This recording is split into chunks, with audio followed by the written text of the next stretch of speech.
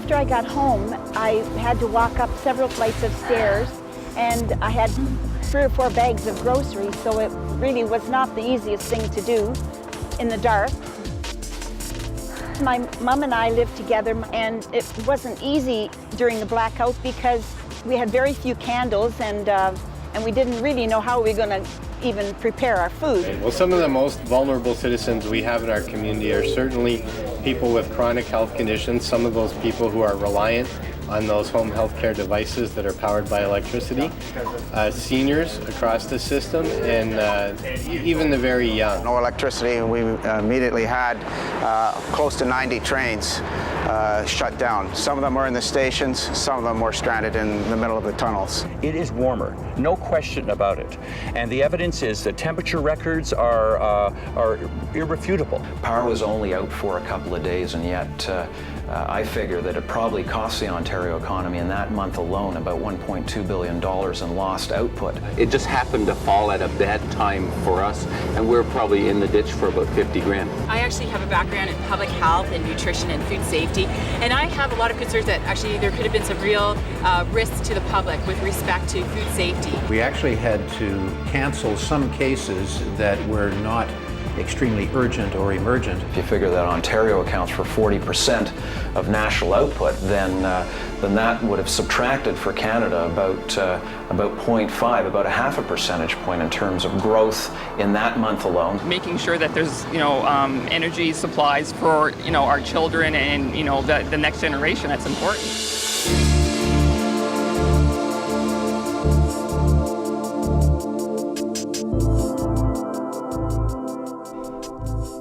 Blackouts. They cripple all workings of community life. The day-to-day conveniences we've grown dependent upon suddenly disappear. Darkness permeates. Food shelves can be scavenged. Gasoline and drinking water supplies are drained, and the flow of goods into the community is delayed or halted altogether. Technologies cease. Planes and subway cars lie still while businesses bolt their doors. Healthcare resources are pushed to their limits, and the vulnerable are victims. A blackout can quickly become a state of emergency. In August of 2003, an unexpected blackout distressed more than 50 million people in Ontario and the eastern seaboard. While this blackout was caused by a downed tree limb, the result of another blackout could be just as upsetting or worse. Imagine what life in Ontario might be like if electricity shortages were to become a common occurrence. Nobody wants that. Hello, I'm Sean O'Shea. Ontario is experiencing an increasing demand for electricity, but with a limited supply available. Till recently, our provincial electrical system experienced its peak demand during the winter months. Now we're experiencing those peaks and higher temperatures during the summer months. Air conditioning, strong economic development, new housing starts, commercial construction, together with an expanding population, have been good in one sense, but it also created a greater demand. It's a demand on our electricity system and resources that could drastically impact the lifestyles of all of us if we don't take steps to conserve our power usage and change our ways starting today.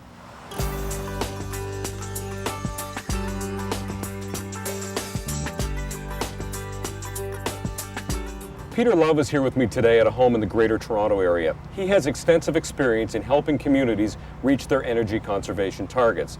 Now, Peter, over the past few months, we've been hearing that Ontario is experiencing an increased demand for electrical power, but with a very limited supply available. Is that true?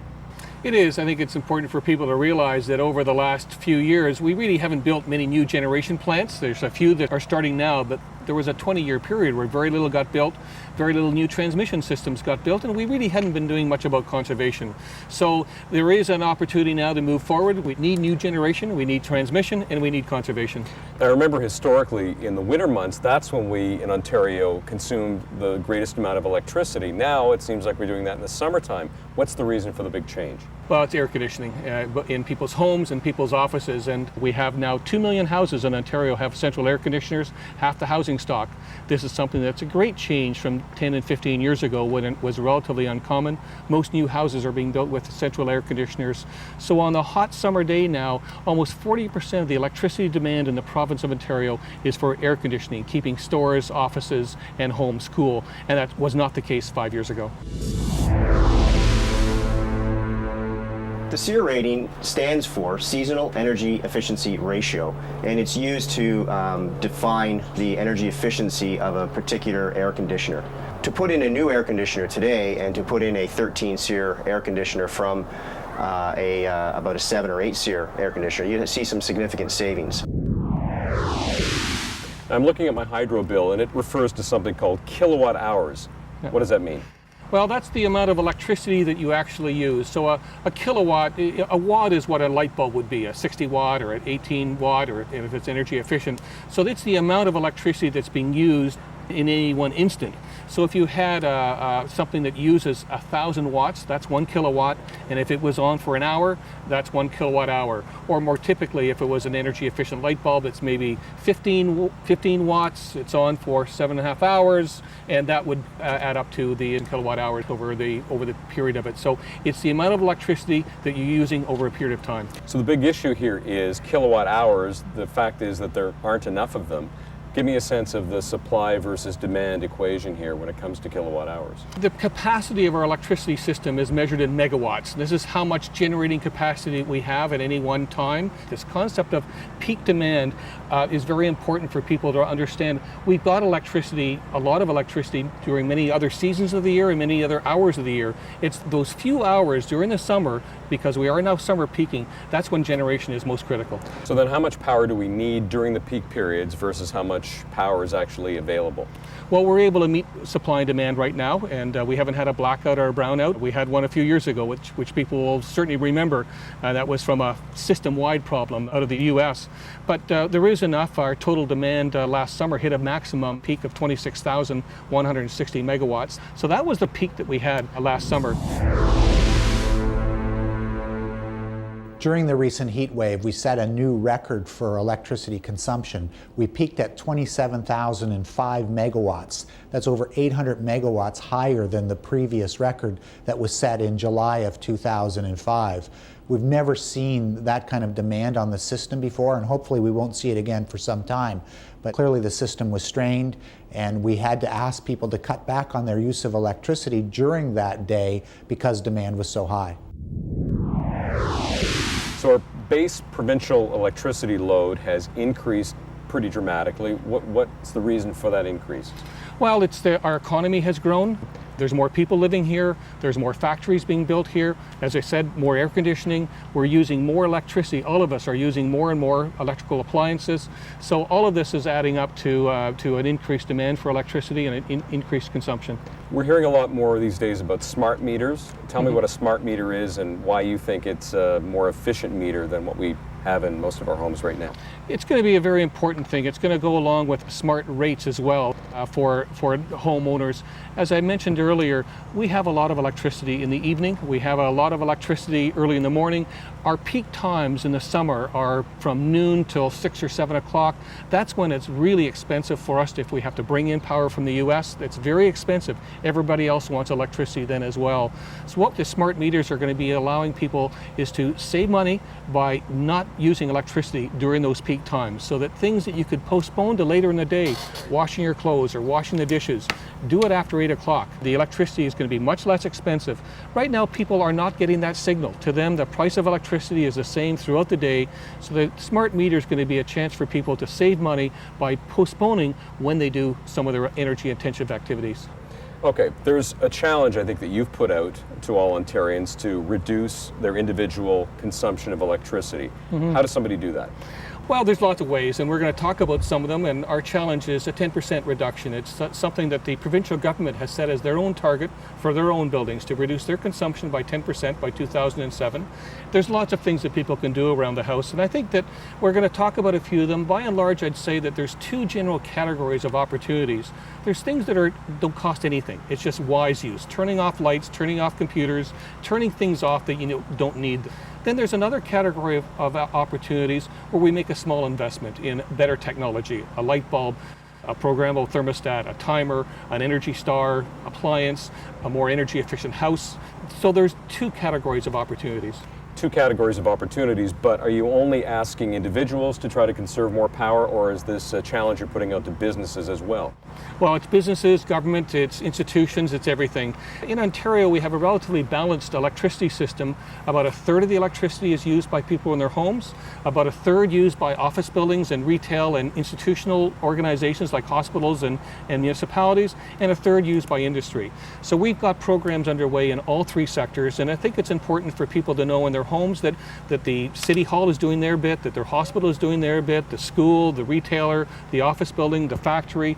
It's important that we all participate on this equally, and in our office we have programs in all sectors. So what is conservation then, and what does somebody have to do to reach their personal conservation goals? The main thing is that we're just careful with what we use, wise use and not wasting, and you can do that through behavioral changes, turning things off, and you can do it by technology changes, by installing better technology. There's also opportunities as well. The other part of it is to be able to shift some of our loads. So instead of running that dishwasher at 4 o'clock in the afternoon, or using appliances that you really could do it just as well, drying clothes in the afternoon, to do that later on. We're encouraging people to look after 8 o'clock at night. Again, we've got lots of electricity then, and that's when these smart meters will come in and people will be given a financial incentive to postpone some of those uses that could very easily be postponed until later in the day. How will this program of conservation that you're talking about really make a difference? Will an individual's personal conservation make any real meaningful difference in the big picture? It certainly will, and we had a program we launched this spring called Every Kilowatt Counts, and to give homeowners a sense that their kilowatt, every kilowatt that they save counts. We have a great example here in Ontario with a program that people participated in Ontario called the Blue Box.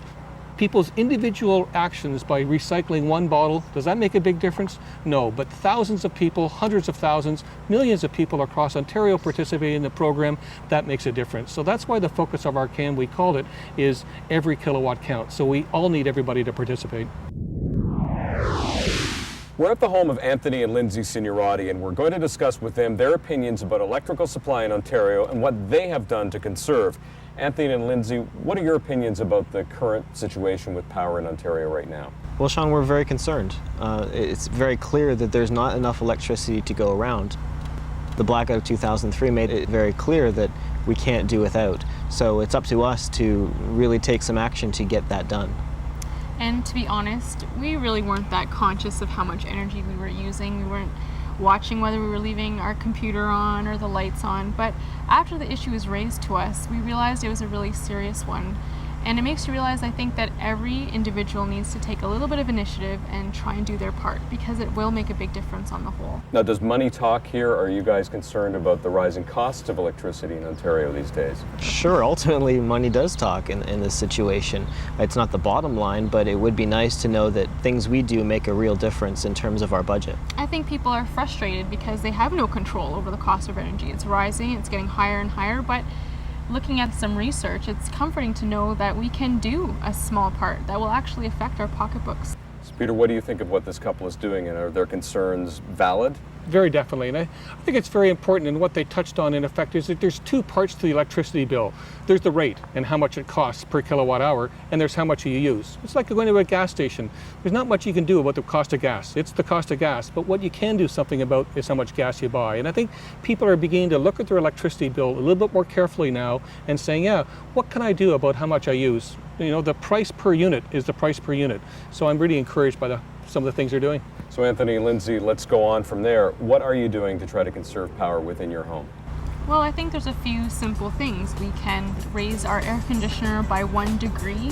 It's not going to feel any different, but it'll make a big difference on our energy bill. When you leave the house, try closing the blinds. It'll keep the sun out. We also don't use the dry cycle on the dishwasher. And it was surprising to find out how much energy is used in the washing machine just for the hot water cycle. So now we use cold water. It's better for your clothes and it's cheaper for us. We've also changed some of our fixtures in the house in terms of light bulbs. We've changed from the regular incandescent to using the higher efficiency ones. Also, we've installed a ceiling fan in our living room. That's made a huge difference, not only in how much air conditioning we use, we've managed to use less, but it makes it feel more comfortable. And I tried to remind Anthony to turn off his computer, but he said, oh, it's okay, the screensaver's on. But what did we find out? Well, we found out that it's not actually saving any power. In fact, there's something called phantom power, I believe, where it's still drawing lots of power. And that doesn't apply just to computers. It's your DVD players, televisions, and other appliances that are continually drawing power even when they don't apparently look to be on. So making some changes that way by plugging into a power bar and then shutting that off if it's something that's not needed to run during the day makes a big difference. Was it a surprise to you guys that those kinds of power consumers were working without you knowing that? Big surprise, yeah. So if we're drawing this phantom load the way our couple is, everybody in Ontario must be doing pretty much the same thing, right? It is, and as we talked earlier, it's every kilowatt counts, because it's not just this one couple, it's this neighborhood, this town, this part of Ontario, the whole province. It all adds up, and these phantom loads are going on in every house across the province. The problem is that people don't see electricity all the time. That's true, and I think that that's part of what we'll get into with smart meters a little bit. They'll be a little bit more aware of it. Right now, people don't see their electricity bill until once every 2 or 3 months, so it's a very long feedback loop. I think, Anthony, you've got some research on that. Well, Sean, a friend of ours showed us this little unit called a power cost monitor. And what it allows us to do is track in real time how much electricity we're actually using. This makes it very easy for us to manage our electricity bill. You know, it's been really great. It was relatively inexpensive, and studies show that it can reduce your energy consumption by up to 20% depending on your habits. And when we have the air conditioning on all day, you can see the cost jump sky high. Peter, we keep hearing that air conditioning is the biggest power sucker, I guess, in the home. Is this a fairly recent phenomenon, or is this something that has been the case for a while? No, it's very recent. It's certainly in the last 10 years, and we now have half the households in Ontario have a central air conditioner, 2 million households. So it's become more and more common. Most new houses are built, if they're not built with the air conditioner in it, it's put in shortly after construction. So it's become a common feature in many houses. Some of these units as well are getting older now, and we know that they're quite inefficient. If they haven't been maintained, they're even less efficient than when they were first purchased. So that's one of the first things we want to look at, is the opportunity to look at changing out older air conditioners to bring in a new one, or maybe even not even using an air conditioner, using a fan, and there may be opportunities in certain situations where that can make some sense as well.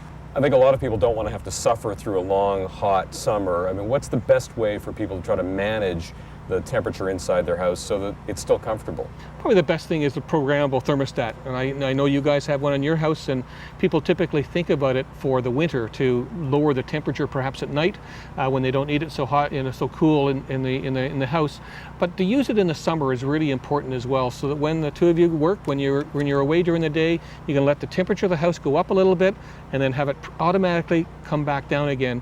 The other thing we're finding is a lot of people set their temperature of their homes really lower than it needs to be. A lot of office buildings are actually so cold, and you and I were talking about that. A lot of people are complaining their office buildings are so cold that they have to wear sweaters and sometimes even put on a baseboard heater at their feet because the temperatures is just too cold. What's the right temperature? We have a program this summer we're encouraging people to, it's called It's Up to You.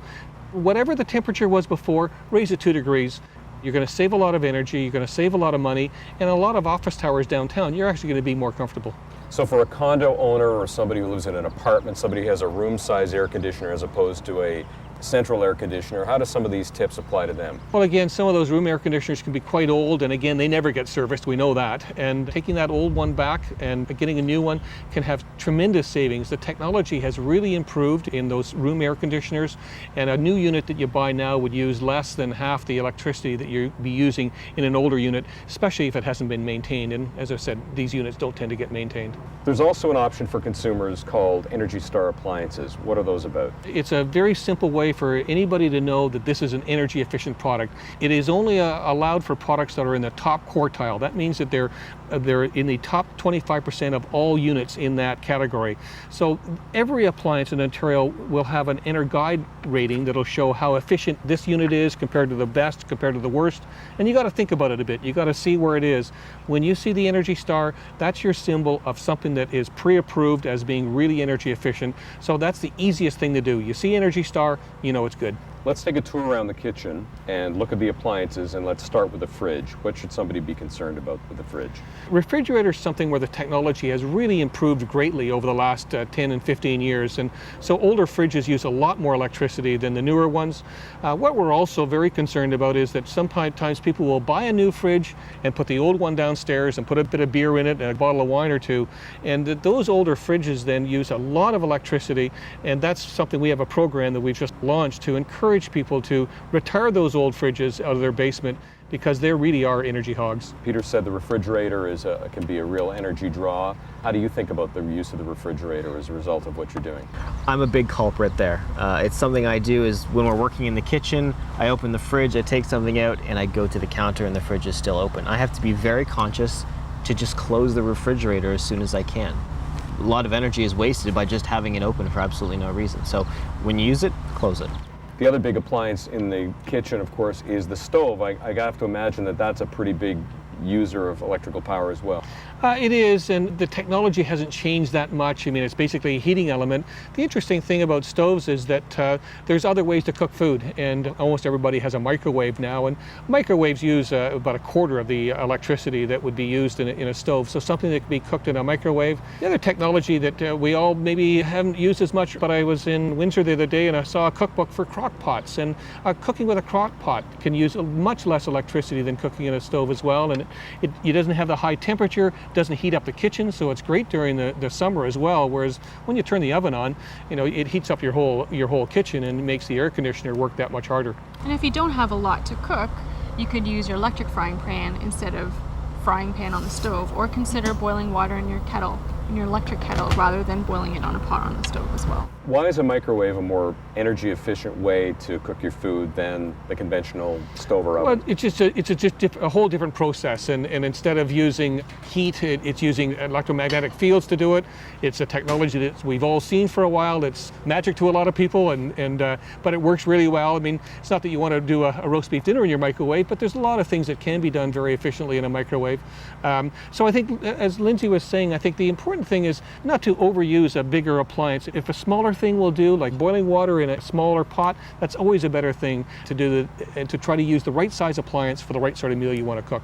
Large screen televisions, home entertainment systems, these are big in homes today. How can we try to use those more efficiently to try to save on electrical power? Whenever you've got an instant on feature of it, you know, it looks as if it's off, and you push the converter, the remote, and it goes on instantly, that means that TV is on an instant on basis. It's ready to go. It's constantly using electricity. So Sean, we were talking earlier about using power bars, and Anthony, I think you'd had some experience with that, and that's the best way to control that phantom load again. I think just about every home has one, maybe two, even three computers. Is there a difference in the amount of electricity that one kind of computer will use versus another? Well, the computer itself isn't so bad. I mean, it doesn't use that much. It's the monitor that really makes the difference. And even when the monitor looks as if it's not working, it is. And there's, again, standby losses on it. So we really encourage people to look for the more energy efficient, look for Energy Star. That's going to be your best indicator of an energy efficient monitor. Different computers will consume different amounts of power. What kind of a computer screen do you have in your home? Well, now we have an LCD. Once I found out that not only do they look cool, but they are significantly more energy efficient, so it was a no-brainer decision. And I think people are fooled by the fact that when you have your screensaver on, you're saving energy, but you're really only saving your monitor. Now, we know that lighting is a big consumer of electricity in people's homes, and Peter, I know you're going to give us a demonstration of the differences between the conventional light bulb and the modern light bulb. Yeah, what we've got here, and this is a little unit that measures the amount of electricity that is being used by different fixtures, and we've got an example here, and this is what I'm sure everybody's familiar with. This goes back to Thomas Edison. It's 100 years old or so, and this is the familiar technology that we've all seen. This is a 60-watt bulb, and you can see on this monitor that it's using 59 watts. It's rated as a 60, but it's actually using 59 watts, and that's a typical 60-watt bulb giving off that much light. I think everybody in the store has seen these. This is a compact fluorescent bulb. This gives off the same amount of light. It's going to be a different kind of light. This is a bluish light. That other one was a yellowish light, but it's giving off the same number of lumens, which is how you measure the amount of light. And here it comes up, and this is showing it's actually rated at 16 watts, but it's actually drawing 14 watts. So same amount of light. This one's 60, this is 14. So this is using about 25% as much electricity as this one. It also lasts much longer. This will last 5 and sometimes even 10 times longer than these older bulbs. So they cost a bit more, and this is a good example of energy efficiency technology. It's better technology, it's newer technology. It uses less electricity, it lasts longer. So yeah, it takes a little bit more money to invest in it in the first place, but as with all other energy efficiency technologies we've talked about today that you guys are doing, it pays in the short term, really. Every home has one or more outdoor lights, either to improve security or for decor purposes. Is there anything we can do to try to save money here? Yes, there is, and I see we have a unit over here. So the first thing is the bulbs, and they can be CFLs instead of the incandescent bulbs. The other thing, outdoor really lends itself well to motion detectors, so that the light only comes on if it's for security when someone is nearby and walks in front of it. The other thing is to have a timer on it, so that it comes on at, when it gets dark and turns off at midnight or whatever time you want. Because security is important, but you don't need to have the lights on throughout the day. The Ontario Building Code will require homes to be energy efficient, making them less costly to operate. We spoke with Sean Mason of Mason Homes recently, where we compared the difference between standard and energy efficient construction. Sean had this to say. What an Energy Star house is a more comfortable home, a healthier home, and also a home that saves you about 1,000 kilowatt hours per year in electrical use, other energy savings, and also reduces your greenhouse gas emissions by 3 to 4 tons per year, and that's every year going forward. We use low E argon windows with insulated spacers. We use extra insulation across many areas of the house, an extra high efficiency furnace, and an HRV, but more importantly, what really does the majority of the work for an Energy Star home is actually building the building envelope tighter and to a better, higher standard. Certainly there are increased costs to building a home like this with some of the increased insulation or better materials that actually do go into the home. However, unlike a granite countertop, unlike a hardwood floor, the costs that go into an Energy Star home actually pay you back over time. As customers learn that they can do a little bit here and a little bit there and incrementally do something better across the whole province to not have a detrimental effect on their lives, it can be very, very powerful. So wrapping up, my challenge to everybody in Ontario is to find ways to reduce their electricity consumption by 10% in their homes and their offices and their schools and their factories where they work. And I think there's some great things that you've been doing, but I think it's important that we all play our part. What we're talking about here are things that are cost effective, they're going to save money, they're good for the environment, they're good for our electricity system. It's going to mean that there's less chance of having blackouts and brownouts, and none of us want to see that in Ontario's electricity future. So Anthony and Lindsay, Peter laid down a 10% challenge. How difficult was this for you guys to meet? Not too difficult at all. It was pretty easy. We've talked about many inexpensive things we can do, even free things. It's just a slight adjustment in our habits. So it's not a lifestyle change. It was a pretty good experience. Very positive experience. We really felt the difference in our budget and our wallets, and we feel like we're making a difference in doing our part to help Ontario save power. Today, conserving our use of electricity is just as important as creating new sources for power generation, perhaps even more so. New power plants can't be built overnight and can be costly. In the short term, conservation is critical. Every kilowatt conserved is a kilowatt that doesn't have to be generated. That not only saves money, but also our environment. The Government of Ontario has authorized the Ontario Power Authority to develop a new plan for Ontario's power supply mix that takes advantage of renewable sources of energy. It will also lay the foundation of how, where, and when this new generation will come online. But today, conservation is the key to ensuring that Ontario residents and businesses have the power they need when they need it. Much needs to be done. The first and most important step is fostering a culture of conservation in our province. Only by examining every opportunity to use our electricity more wisely can Ontario hope to successfully address the power needs of our future. Just to make sure that you're really trying to do your part, because every little part adds up to the bigger part. Every kilowatt really does count.